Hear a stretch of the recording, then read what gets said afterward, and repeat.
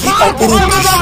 অস্ত্রধারী বিএসএফ সদস্য বাংলাদেশ বর্ডার গার্ডের এক সদস্যের বাঁধে কান্নাজড়িত কণ্ঠে ক্ষমা প্রার্থনা করছে। এমন দৃশ্য একসময় কল্পনাতেও আসেনি, অথচ এটি এখন বাস্তব। সামাজিক যোগাযোগ মাধ্যমে ছড়িয়ে পড়া একটি ভিডিও যেন সীমান্ত রাজনীতির পালাবদলের জীবন্ত প্রমাণ।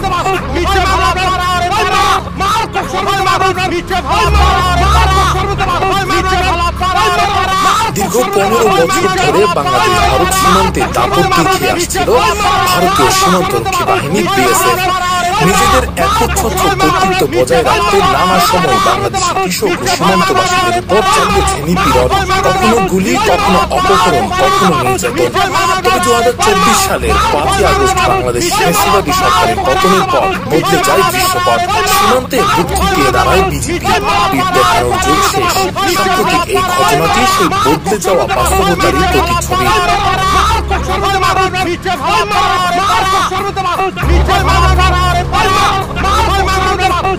মঙ্গলবার সামাজিক যোগাযোগ মাধ্যমে ভাইরাল হওয়া একটি ভিডিওতে দেখা যায় দুই বিএসএফ সদস্য সীমান্ত অতিক্রম করে বাংলাদেশের অভ্যন্তরে প্রবেশ করে এক কৃষককে ধরে নিয়ে যাওয়ার চেষ্টা করছে।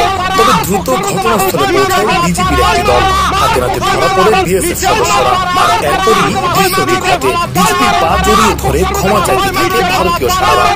বিশেষজ্ঞরা বলছেন এটি শুধু একটি বিচ্ছিন্ন ঘটনা নয়, বরং সীমান্ত পরিস্থিতি বদলে যাওয়া মানচিত্রের প্রতীক। একসময় যে বাহিনীগুলো গুলি চালিয়ে বাংলাদেশিদের প্রাণ কেড়ে নিত, আজ তারাই হাত জোর করে মিনতি করছে।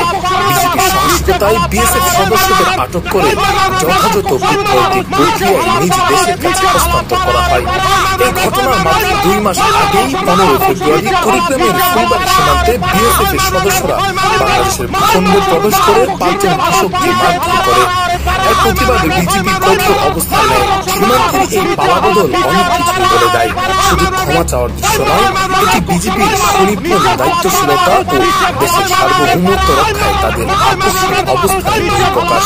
সোশ্যাল মিডিয়ায় এই ভিডিও পোস্ট করে সাধারণ মানুষ লিখছেন, সাবাস বর্ডার গার্ড বাংলাদেশ, তোমাদের এই দীপ্ত পথ চলায় নতুন ভরসা খুঁজে পায় গোটা জাতি।